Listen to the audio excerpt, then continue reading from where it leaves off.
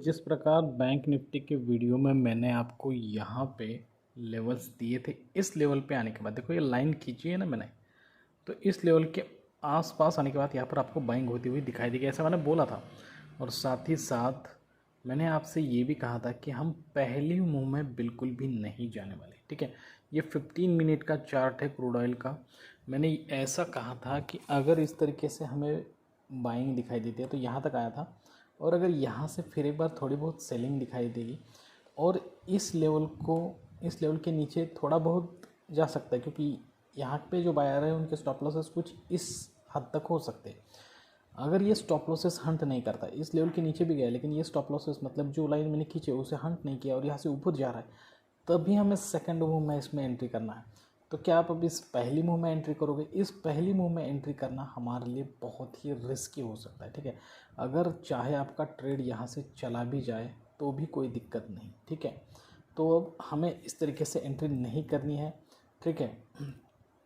हमें जो एंट्री करनी है वो बिल्कुल प्रॉपर एंट्री करनी है, और यही तो जो पेशेंस है ना, ये एक सक्सेसफुल ट्रेडर को एक अच्छा ट्रेड दिला के चले जाते हैं, ठीक है। अब यहाँ पे बहुत सारे बायर ने यहाँ पे बाय किया है, ठीक है, लेकिन इन बायर्स का व्यू क्या है? इन बायर्स को ऐसा लग रहा है कि इसके नीचे सेलिंग नहीं होगी, लेकिन क्या इनका व्यू सही है या फिर गलत है, ये भी हमें चेक करना होता है कि ये सही लोग हैं या फिर नहीं है क्या, ठीक है। अगर यहाँ से मार्केट थोड़ा बहुत टेस्ट करके ऊपर चला जाएगा तभी हम उसमें बाय करेंगे, ठीक है। तो हम समझेंगे कि इन बायर्स का व्यू यहाँ पे एकदम करेक्ट है। दोस्तों, मैं हूं श्रीशैल और आप सभी का स्वागत करता हूं आपके अपने YouTube channel trade with attitude में।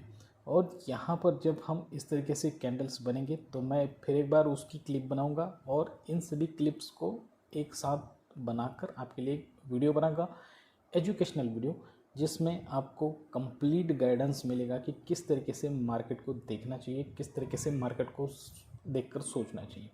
अब यहाँ पर मैं थोड़ा सा बताऊँ कि ये लाइन मैंने यहाँ पे क्यों खींची। जिन्होंने बैंक निफ्टी और निफ्टी का वीडियो नहीं देखा उनके लिए, तो मैंने जब मार्केट यहाँ पे था इस लेवल पे, जब वो ये दो ग्रीन कैंडल बन चुकी थी, ठीक है, तो ये रेड कैंडल अभी तक बनी नहीं थी, तभी मैंने कहा था कि मार्केट अगर गिरा तो यहाँ से यहाँ तक आ सकता है, इस लाइन तक, क्योंकि यहाँ पर पहले बहुत ज़्यादा बाइंग हो चुकी थी। तो इस तरीके के जो लेवल्स होते हैं काफ़ी इंपॉर्टेंट बाइंग के लेवल्स होते हैं, ठीक है। तो अब हमें ये देखना है कि क्या इस लेवल के नीचे मार्केट चला जाता है, और जो मैंने स्टॉप लॉस का लाइन खींचा था, ठीक है, जैसे कि शायद यहाँ तक स्टॉप लॉसेस हो सकते हैं। अगर इस लाइन के नीचे मार्केट चला जाता है तो हम बाइंग के बारे में बिल्कुल भी नहीं सोचेंगे। देख सकते हैं आपके सामने वीडियो बनाते बनाते यहाँ पर फिर एक बार सेलिंग शुरू हुई, तो यहाँ पे जितने बायर हैं शायद ट्रैप हो सकते हैं। अगर नहीं हुए, यहाँ से फिर एक बार बाइंग हो रही तो हम उसमें ज़रूर जाएंगे। उसके ऊपर फिर एक बार क्लिप बनाकर इस वीडियो में कंटिन्यू करूँगा। दोस्तों, जैसे कि मैंने कहा था बिल्कुल वही सिचुएशन यहाँ पे क्रिएट हुई है और हम यहाँ पे लॉन्ग पोजीशन में चले जाएंगे। देखिए यहाँ पे हम एंट्री लेंगे, ठीक है, और हमारा जो स्टॉप लॉस रहेगा वो इस लेवल के नीचे होगा, और हमारा टारगेट 1:1 ही रखेंगे, ज़्यादा लंबा टारगेट नहीं होगा। यहाँ पर तो मैंने लगा दिया है, और साथ ही साथ मैं अब ऑप्शंस की इसमें भी जाकर लगाऊंगा। देख सकते हैं आप यहाँ पर बाइंग शुरू हो गया है, और ऑप्शंस में भी जाकर मैं यहाँ पर लगाऊंगा, ठीक है। तो यहाँ पर भी मैंने लगा दिया है। ये 5800 का सी है, और इसके बाद आपको लॉजिक पे समझाऊंगा। थोड़ा सा लंबा यहाँ पर रखेंगे, और यहाँ पे इसका 1:1 ही रखेंगे, ज़्यादा लंबा नहीं रखेंगे, ठीक है, 1:1 ही रखेंगे। स्टॉप लॉस थोड़ा सा लंबा रखा है यहाँ पर। अब यहाँ पर इस ट्रेड में आने का पीछे का मोटिव क्या है, आपको मैंने बताया कि इस ट्रेड में क्यों रुकना चाहिए, ठीक है। तो जस्ट वेट मिनट, ये जो ड्राइंग है इसे यहाँ से हटाएंगे, इस ड्राइंग,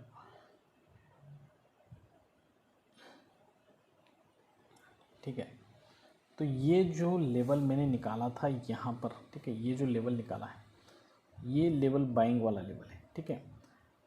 और इस लेवल के आसपास आने के बाद यहाँ पर जो बाइंग हुई है, ये बाइंग यहाँ तक हुई है। तो जैसे मैंने आप सभी लोगों से बोला था कि जैसे ही मार्केट इस तरीके से ऊपर जाएगा और फिर नीचे आकर जैसे ही हमें ऊपर जाने के साइन दिखाएगा, ठीक है, तो हम इस लेवल पे एंट्री करेंगे, हमारा स्टॉप लॉस इस लेवल के नीचे होगा। तो इस लेवल के नीचे मतलब कहीं भी हो सकता है, जैसे कि यहाँ पर भी हो सकता है, आपके हिसाब से आप स्टॉप लॉस लगा सकते हो, ठीक है। तो मैंने अब यहाँ पे एंट्री करा और यहाँ पे स्टॉप लॉस लगाया है। हमारा टारगेट यहाँ तक है, 1:1 वाला टारगेट है, लंबा है लेकिन फिर भी। और यहाँ ऑप्शंस में भी हमने यहाँ पे एंट्री करके रखा है और इसका टारगेट ये है, मतलब ऑप्शंस में हमने जो एंट्री किया है वो 235 पे एंट्री किया है और टारगेट हमारा है 270, मतलब 35 पॉइंट्स का टारगेट यहाँ पर हमारे लिए है। तो जैसे ही टारगेट अचीव होगा दोस्तों, तो उसका भी मैं क्लिप बनाऊंगा और इसमें डालूंगा। लेकिन इसके पीछे का जो साइकोलॉजी, ये समझना बहुत ज़्यादा ज़रूरी है, ठीक है। इसके पीछे का साइकोलॉजी क्या है ये भी समझना आपके लिए काफ़ी ज़्यादा ज़रूरी है। देखो, अब इस लेवल पर जो भी सेलर आए थे, ठीक है, इस लेवल पे जो भी सेलर आए थे, उन्हें ऐसा क्यों लगा कि इसके ऊपर अब बायर नहीं आएंगे, ठीक है, यहाँ पे बायर नहीं आएंगे, ऐसा उन्हें क्यों लगा होगा, ठीक है। तो उन्हें कुछ ना कुछ पता होता है इस लेवल पे, ठीक है। तो इसके बाद थोड़े से बायर आए और उसके बाद देख सकते कितनी ज़्यादा सेलिंग हुई। बिल्कुल सेम सिचुएशन हुई है कि इतना ज़्यादा गिरने के बाद अगर इसका जो पहला ये जो लेवल है जहाँ से बाइंग शुरू हुआ था, उस लेवल तक आने के बाद यहाँ पे कुछ बायर्स आते हैं, ठीक है, यहाँ तक जाते हैं, फिर सेलर आते हैं।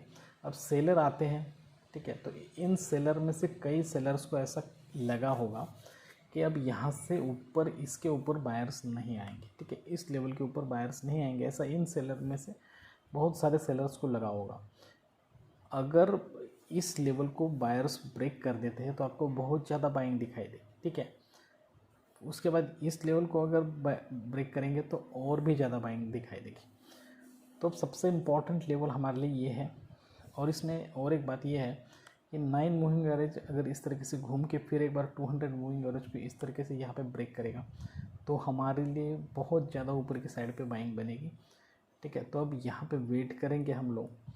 तो ये साइकोलॉजी जो थी यही थी कि ये जो बायर यहाँ पे आए हैं, ठीक है, वो सेलर्स को नीचे नहीं आने दे रहे हैं, ठीक है।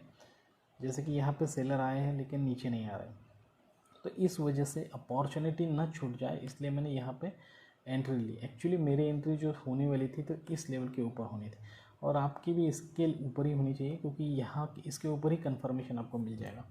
लेकिन ओवरऑल एक्सपीरियंस की वजह से मैंने इतनी जल्दी एंट्री ले लिया। तो अब देखेंगे हम कि क्या होता है इसमें, ठीक है। तब तक के लिए अब मैं यहाँ पर रुकता हूँ दोस्तों। तो क्रूड ऑयल अब यहाँ तक आप देख सकते हैं कि जहाँ पर हमने एंट्री यहाँ पर ले ली थी और उसके बाद अब तक यहाँ तक आया है और अभी क्रूड ऑयल का मार्केट क्लोज होने पर है और मैंने यहाँ पर अपना पोजीशन स्कोर अप कर लिया। 2100 का प्रॉफिट के साथ मैं यहाँ से निकल गया हूँ क्रूड ऑयल में, क्योंकि एक तो लास्ट के 15 मिनट का कैंडल है और यहाँ से कई आप देख सकते कि बहुत देर से ये जो मैंने लाइन खींची हुई है, इस लाइन को इसने कई देर से रेजिस्टेंस लिया हुआ है, ठीक है। आप देख सकते हैं इस लाइन से कई देर से ये पहला कैंडल था वो जो यहाँ से सेलिंग हुआ, ठीक है। तो उसके बाद यहाँ पर बाइंग आया तो हमने इसमें एंट्री किया था इस कैंडल में। उसके बाद यहाँ पे सेलिंग हुआ, तो अब यहाँ पे जितने भी लोग थे जो सेलर थे उनका व्यू क्या था कि मार्केट इस लेवल के ऊपर नहीं जाएगा, ठीक है। उसके बाद बायर आए। अब ये बायर भी ज़्यादा पावरफुल नहीं थे, काफ़ी वीक बायर थे यहाँ पे, ठीक है। उसके बाद यहाँ पर सेलर ही आए हैं और सभी सेलर के हाई को लगाकर मैंने एक लाइन खींचा था और क्योंकि यहाँ पर उनका एक व्यू था कि इस हाई के ऊपर उनके स्टॉप लॉसेस होंगे। अगर यहाँ पर क्रूड ऑयल इनके हाई को ब्रेक करेगा, स्टॉप लॉसेस को ब्रेक करेगा तो काफ़ी ज़्यादा लंबा जाएगा। लेकिन अभी मार्केट क्लोज होने को है, अभी सिर्फ 5 मिनट रह चुका है, तो मैंने रिस्क ना लेते हुए मैं लगभग 3000 के प्रॉफिट तक पहुँचा था। मैं वेट कर रहा था लेकिन बाद में नीचे आने के बाद मैंने 2100 पे अपना प्रॉफिट बुक कर लिया है, ठीक है। सबसे इंपॉर्टेंट चीज़ होती है दोस्तों प्रॉफिट बुक करना। ओवरऑल यहाँ पर हमारे साइड पे ही मार्केट है, बाइंग साइड पे ही मार्केट है, लेकिन टाइम की कमी के कारण हमने यहाँ पे ट्रेड से निकाला। मैं कभी भी अपने ट्रेड को कैरी फॉरवर्ड नहीं करता हूँ दोस्तों, ठीक है। तो ये हमारा ट्रेड यहाँ तक आने से पहले हम यहाँ से निकल चुके हैं क्योंकि टाइम की कमी की वजह से। अब शायद ऐसा हो सकता है कि लास्ट 5 मिनट में हमारा टारगेट भी अचीव हो जाए, ठीक है। जैसे देख सकते हैं आप यहाँ पर बाइंग आ रही है। अगर मैं रुकता तो एक तो यहाँ पर मुझे प्रॉफिट मिलता या फिर अगर ये रिवर्स आता तो लॉस मिलता, ठीक है। तो यहाँ से जो सेलिंग हुई है यहाँ पर काफ़ी ज़्यादा सेलर आए हैं, ठीक है। उसके बाद यहाँ पर बाइंग आई। जैसे बाइंग आई तो मैंने यहाँ पर समझ लिया कि यहाँ पर पर्सपेक्टिव जो है बायर का ये है कि इसके नीचे मार्केट नहीं जाएगा और यहाँ पे एंट्री करने से पहले ही मैंने ये लाइन खींचा था। अगर आप वो बैंक निफ्टी का वीडियो देखेंगे तो उसमें देख सकते हैं, बिल्कुल उसी लाइन से यहाँ पे मार्केट घुमा हुआ है और यहाँ हमने जो स्टॉप लॉस लगाया था यहाँ तक लगाया है। ठीक है, तो ओवरऑल देखो, जो हमारे नसीब में वो उतना मिलता है, जो नहीं है वो नहीं छोड़ दिया। अब यहाँ से मार्केट ऊपर जाएगा तो लगभग 5-6 हज़ार रुपये मेरा प्रॉफिट हो जाता, लेकिन यहाँ पर हम टाइम की कमी की वजह से यहाँ से मार्केट से निकल चुके हैं। और कैरी फॉरवर्ड कभी भी नहीं करना। देख सकते हैं यहाँ पर ये ऑप्शन है, मैंने फ्यूचर में ट्रेड किया है और ये ऑप्शन है। ऑप्शन में भी आपको यहाँ पर देखो 235 से लेके अभी यहाँ पे 245, मतलब यहाँ पे अगर ये ऑप्शन आप ख़रीदोगे तो एक लॉट 100 बैरल कराएगा, मतलब 1000 रुपये का यहाँ पर लगभग प्रॉफिट आपका यहाँ पे ऑप्शन में भी बन रहा था। और ये जो है वो फ्यूचर है जिसमें हमने ट्रेड लिया था। अब यहाँ पे जो पोजीशन हो रहा है देखो 200 मूविंग एवरेज और 9 मूविंग एवरेज। अब ये अगर बहुत ज़्यादा टाइम होता हमारे पास तो 9 मूविंग एवरेज 200 मूविंग एवरेज को क्रॉस ओवर करके ऊपर की तरफ चला जाता और मार्केट यहाँ से काफ़ी बढ़ता। ठीक है, तो जितना भी पेशेंस का काम है दोस्तों, ये सबसे इम्पॉर्टेंट चीज़ है ना, पेशेंस का काम है। क्योंकि यहाँ पे एंट्री लेने के बाद कई बार मार्केट ने सेलिंग साइड पे दिखाया है और हमारी जो एंट्री हुई है वो लगभग 9 बजे हुई है यहाँ पे 9 बजे। तो 9 बजे से लेकर 2 घंटे हम बैठे हैं यहाँ पे, 2-2.5 घंटे के आसपास बैठे हैं और सिर्फ 2000 रुपये ले रहे हैं, 21 रुपये ले रहे हैं। ठीक है, तो ये सिर्फ नहीं कहेंगे हम इसे, क्योंकि ये काफ़ी ज़्यादा अमाउंट होता है। अगर हर रोज़ इतने पैसे अगर काम कमाएंगे तो आप महीने के 50,000 के ऊपर चले जाते हैं। ठीक है, और इसलिए आपको, और सबसे इम्पोर्टेंट चीज़ जो मार्केट में होती है ना दोस्तों, वो क्या होती है कि आपका प्रॉफिट को बुक करने का नज़रिया। मतलब अगर आपने डिसीजन ले लिया है कि यहाँ से लेकर यहाँ तक ही लूँगा, अदरवाइज़ नहीं लूँगा, तो आप सही ट्रेडिंग नहीं कर रहे हो।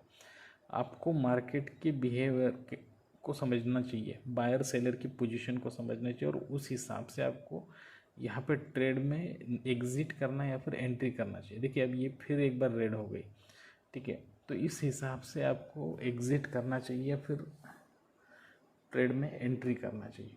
ठीक है, अगर ये कर रहे हो तो आप हर रोज़ प्रॉफिट कमा सकते हो। तो दोस्तों आज के लिए बस इतना ही। ये सब मुझे इतना बताना था कि ये किस तरीके से हम क्रूड ऑयल में, लाइव बैंक निफ्टी में भी हम इसी तरीके से करते हैं, निफ्टी में भी इसी तरीके से करते हैं। और क्योंकि हम लेते हैं एंट्री एकदम शुरुआत से, ठीक है, एकदम शुरुआत से एंट्री लेते हैं तो हमारा प्रॉफिट होता ही है। हम ऐसे बीच में कहीं भी एंट्री नहीं लेते। हम जो पॉइंट निकालते हैं, जैसे कि ये बाइंग वाला पॉइंट यहाँ पे निकाला है, ये सर्कल, ये सेलिंग वाला सर्कल है, तो इस तरीके से ट्रेडिंग हम करते हैं। अगर आप भी इस तरीके से ट्रेडिंग सीखना चाहते हो तो बस हमारे चैनल पर बने रहिए। हमारे चैनल को सब्सक्राइब करना, लाइक करना, शेयर करना, ज़्यादा से ज़्यादा अपने दोस्त और रिश्तेदार के साथ हमारे चैनल को शेयर कीजिए। जल्दी इस तरीके के अच्छे और इन्फॉर्मेटिव वीडियो के साथ आप सभी से मुलाकात होगी। तब तक के लिए दीजिए इजाज़त। Thank you very much, bye bye दोस्तों।